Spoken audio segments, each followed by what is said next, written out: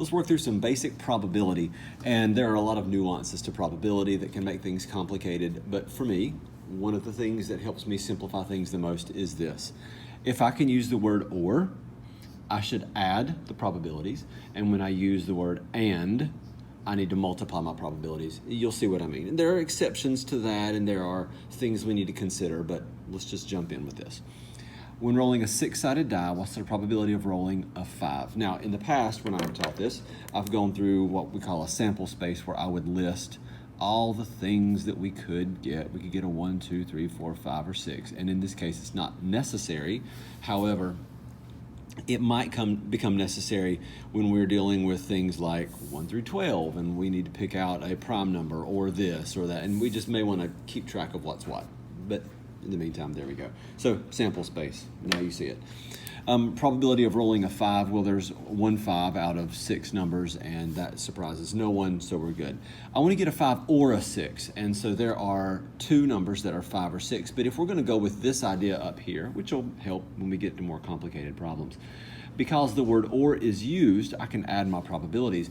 So there's a 1 out of 6 chance of rolling a 5, then there's a 1 out of 6 chance of rolling a 6, and I want to roll a 5 or a 6, and therefore we will add. That ends up being, of course, 2/6, which is 1/3. You could have done that without going through the process of adding, but there you go. All right, I want an even number or a number divisible by 3. So I have 1, 2, 3 even numbers. Now things get tricky, right? Okay, bear with me here. We have 3 even numbers out of 6, and we have 2 numbers that are divisible by 3. But if we're going to do this the way I have been doing it in the past in previous classes, then we may want to go about it a slightly different way. I'm not going to quite do it that way, but here's the way it would be. Even numbers divisible by 3, that would be this one and this one. And so when I deal with that, basically I've counted the 6 twice. So what I wrote up here as a general rule is an oversimplification in some cases, because there is one number that is both even and divisible by 3. So 3/6, and I could say plus, well, there were 2 of them that were divisible by 3, but now I'm going to just subtract away that 1 that was an overlap. And I know that just was way too much to really just deal with it. 1, 2, 3, 4 numbers that got underlined. But again, in more complicated contexts, that might be necessary. We're not going to get that crazy with it, though. We want an even number on the first roll. Oh, so now we're rolling twice, and then a 5 on the second roll. And I hope you noticed the word and it was very subtle. So we're going to multiply our probabilities. So when we rolled an even number the first time, well, we had a 3 out of 6 chance. We'll go ahead and call it 1/2. And then I want a 5 on the second roll, and then I roll a 5. And meaning multiply in this case. I want a 5, and there is 1 5 out of 6, and so I end up with 1/12. So there's a 1/12 chance that's going to happen. All right, we want a number divisible by 3 on the first roll. There are 2 of those. Whoops, I don't know why I put a 1. Well, we'll do 1 out of 3, so 2 out of 6. And then an odd number on the second roll, and then an odd number on the second roll. So if I'm going to have an odd number on the second roll, then I have, well, a 1/2 chance of doing that one.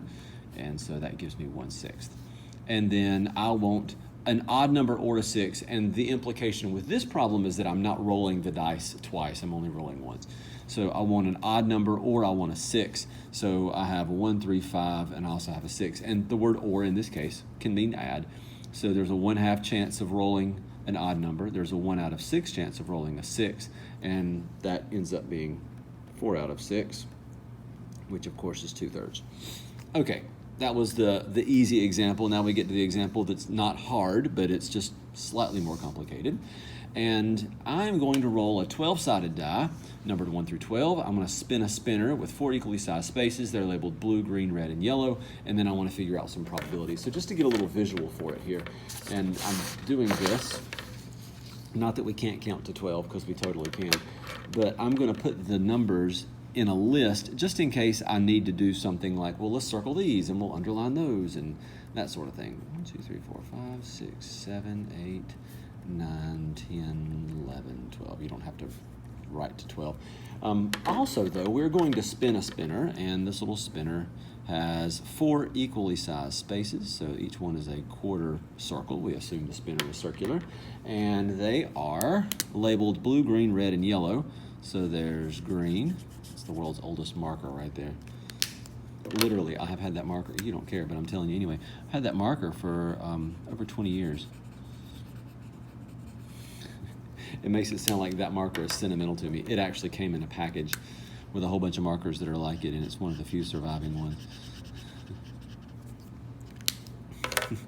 Why am I drawing this? I don't know. It looks like fun. There we go. Built the game Simon from the 80s. Google it. Fun stuff. Okay, so we're going to roll a 12-sided die, and then we're going to spin a spinner. And there's a little arrow on here, and we spin it. Equal chance of getting any of the 4. Okay, what is the probability of rolling a number divisible by 4 and, notice the word and it is sneaky, but and means we multiply, the spinner landing on blue. So let's just go ahead and write down the probability of rolling a number divisible by 4. So 4, 8, 12, that would be 3 out of 12. That was a waste of time. I should have called it 1/4, but whatever. And then we're going to multiply by the probability of landing on blue, and that would be 1/4. So I have 1/4 times 1/4. So there's a 1 out of 16 chance that's going to happen. Okay, let's move on. I want to roll a prime number, and I want the spinner to land on blue or green. Okay, so let's deal with the prime numbers first. 1 is neither prime nor composite, so the number 2, 3, 5, 7, and 11. There were 5 numbers in that list that are prime. 2, 3, 5, 7, not 9, and 11. So there are 5 out of 12 numbers. And as we read the problem, we realize rolling a prime number, and that means multiply, the spinner landing on blue or green. So we have a couple options here. We could say, well, blue is 1/4 and green is 1/4, and the word or means plus. So I could go 1/4 plus 1/4, but really when you're like blue or green, well, that's just half of my option. So here's your 1/2 taken care of right there. So it's really the same thing as if I did 5/12 times 1/2. I'm just showing you the different ways that people think about it. And 5 out of 24. That is the probability of that happening. Okay, let's move on. We're going to roll a number less than 10. It did not say equal to 10. It said less than 10. So basically 1 through 9. So there's a 9 out of 12 chance of that. So 9 out of 12. Totally could have put 3/4. I don't know why I didn't.